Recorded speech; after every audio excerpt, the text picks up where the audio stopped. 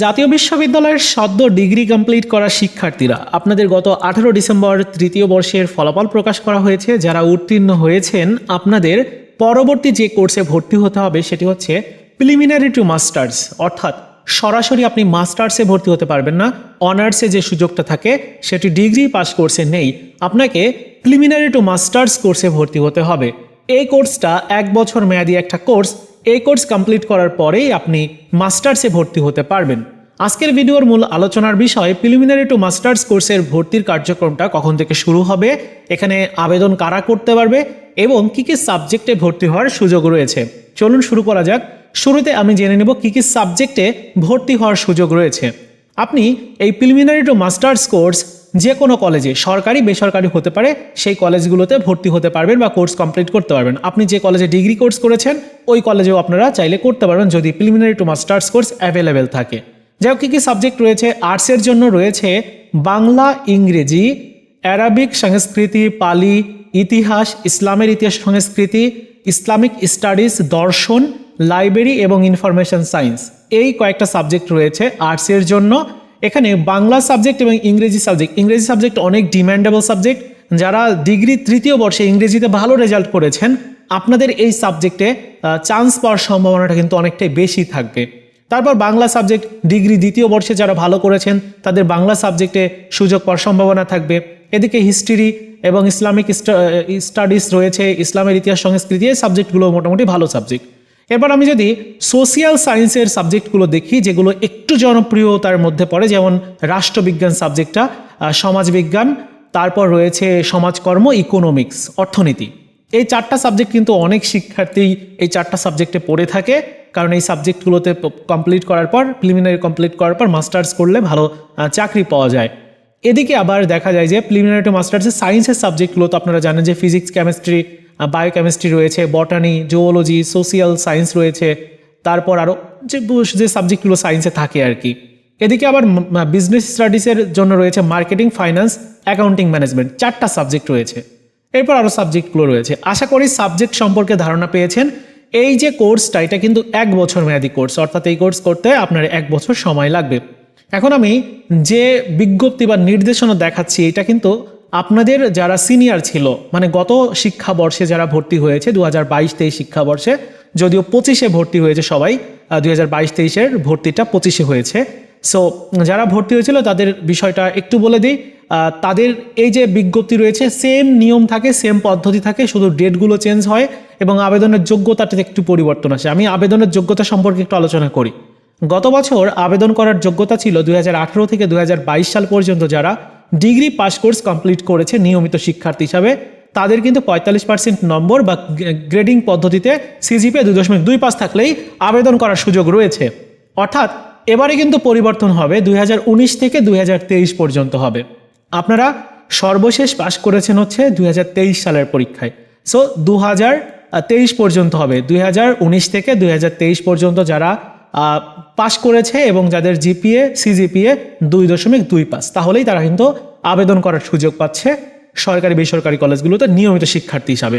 ওকে, এবার আসি যে আবেদন কখন থেকে শুরু হবে।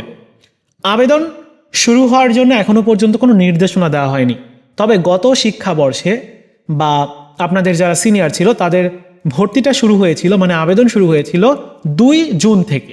2 জুন 2025 থেকে। আপনাদেরটা 2026 সালে হবে, এটা তো আমরা বুঝতে পারছি, কিন্তু আবেদনটা কখন থেকে শুরু হবে? দেখুন, ডিগ্রি তৃতীয় বর্ষের পরীক্ষা শেষ হওয়ার পরে রেজাল্টের পর বেশ কিছু ব্যাপার থাকে। যেমন প্রথমত, অনেক শিক্ষার্থী আছে যাদের রেজাল্ট দেখে সন্তুষ্ট হবে না, তারা বোর্ড চ্যালেঞ্জ করবে। এই যে যারা বোর্ড চ্যালেঞ্জ করবে, বোর্ড চ্যালেঞ্জের ফলাফল প্রকাশ করতে কিন্তু অনেকটাই লেট হয়। আপনারা জানেন যে বোর্ড চ্যালেঞ্জের রেজাল্ট কিন্তু অনেক পরে প্রকাশ করে। আবেদন কার্যক্রম 1 সপ্তাহ বা 10 দিনের মতো চলে, তারপর আবার রেজাল্ট প্রকাশ করতে 1 থেকে 1.5 মাস সময় পর্যন্ত লেগে থাকে।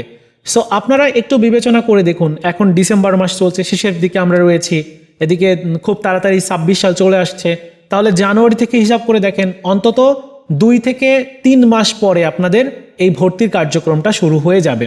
অর্থাৎ আগামী মার্চ এপ্রিলের দিকে আপনাদের প্রিলিমিনারি টু মাস্টার্স কোর্সের ভর্তির কার্যক্রম শুরু হবে। সিজিপিএ রেজাল্ট লাগবে, এর পাশাপাশি যারা বোর্ড চ্যালেঞ্জ করবে তাদের রেজাল্ট প্রকাশের পর তারপর হয়তো আপনাদের এই যে প্রিলিমিনারি টু মাস্টার্স কোর্সের ভর্তির আবেদনটা শুরু হয়ে যাবে। ওকে, সো মার্চ এপ্রিলের দিকে শুরু হওয়ার সম্ভাবনাটা কিন্তু অনেক বেশি রয়েছে। তো এই হচ্ছে ব্যাপার, আশা করি বুঝতে পেরেছেন। আর আপনারা ডিগ্রি কোর্স কমপ্লিট করার পরে একটা কোর্সের সুযোগ রয়েছে ল কোর্সে ভর্তি হওয়ার। সেটি যদিও প্রফেশনাল কোর্স, যেখানে পড়তে একটু বেশি খরচ হবে, মানে কস্ট একটু বেশি হবে, কারণ সবগুলো কলেজেই ল কোর্স করার সুযোগ থাকে না। কিছু কিছু নির্বাচিত কলেজে ল কোর্স করা যায়। সর্বশেষ নোটিশ প্রকাশ করেছিল তারা এলএলবিতে ভর্তি হওয়া নিয়ে, সেই বিষয়টা একটু চলুন দেখে আসি। তো এলএলবি প্রথম পর্বের যে ভর্তিটা চলছে, সেই ভর্তির কার্যক্রমের সময় এক্সটেন্ডেড করা হয়েছিল, মানে সময়টা বৃদ্ধি করা হয়েছিল। আগামী 24 ডিসেম্বর পর্যন্ত আবেদন করা যাবে। যারা এলএলবিতে ভর্তি হতে চাইছেন, আপনারা চাইলে 24 ডিসেম্বরের মধ্যে অবশ্যই আবেদন করে ফেলবেন। আবেদন করার জন্য যে যোগ্যতা রয়েছে সেই যোগ্যতা একটু দেখিয়ে দিচ্ছি, এবং কিভাবে আবেদন করবেন সেটিও আপনাদেরকে দেখিয়ে দিব। আবেদন করার জন্য যে যোগ্যতাটা তারা উল্লেখ করেছিল, একটু মাস্টার্স প্রফেশনাল ভর্তির বিজ্ঞপ্তিটা খেয়াল করে দেখি। এখানে বলা হয়েছে যে আবেদন করার জন্য কাদেরকে সুযোগ দেওয়া হয়েছে, 3 বছর মেয়াদী স্নাতক পাস কোর্স, অর্থাৎ ডিগ্রি কমপ্লিট করার পর যারা কমপ্লিট করেছেন আপনারা চাইলে এই ল কোর্সে ভর্তি হতে পারেন, অর্থাৎ এলএলবি কোর্সে। খুবই ভালো একটা সুযোগ আপনাদেরকে দিয়েছে, রেজাল্টটা যেহেতু আগে দিয়েছে, যার জন্য আপনারা চাইলে এই ল কোর্সে ভর্তি হতে পারেন বা এলএলবি করতে পারেন। এখানে সর্বনিম্ন সিজিপিএ লাগবে 2.0। যদি 2.0 বা তার থেকে বেশি পান, তাহলে আপনি কিন্তু এই এলএলবি কোর্সে ভর্তির জন্য আবেদন করতে পারবেন। ওকে, এবারে চলুন দেখে নেওয়া যাক যে কিভাবে আপনাদের এই এলএলবি কোর্সে আবেদন করতে হবে। আমি আগেই বলে নিয়েছি, যেহেতু এটা একটা প্রফেশনাল কোর্স, তাই এই কোর্সে পড়তে কিন্তু একটু বেশি খরচ হবে।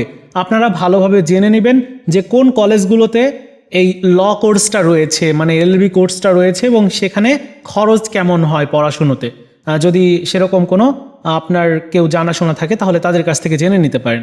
এখানে দেখুন, ন্যাশনাল ইউনিভার্সিটির ওয়েবসাইটে আসার পরে অনার্স ট্যাবে থাকবে, এখান থেকে মাস্টার্স এই ট্যাবটাতে যাবেন। এবার এখান থেকে অ্যাপ্লাই মাস্টার্স প্রফেশনাল, এই যে অ্যাপ্লাই মাস্টার্স প্রফেশনাল, এখানে ক্লিক করবেন।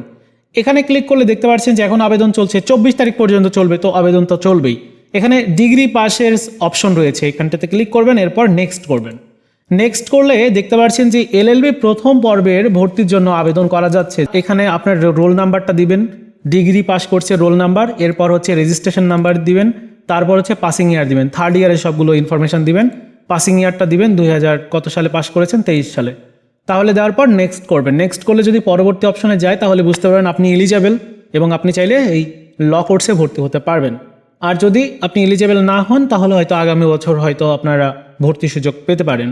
তো এই ছিল ডিগ্রি কমপ্লিট করার পরে আপনাদের জন্য যে সুযোগগুলো রয়েছে সেগুলোতে ভর্তি হওয়ার বিষয়গুলো তো জানালাম।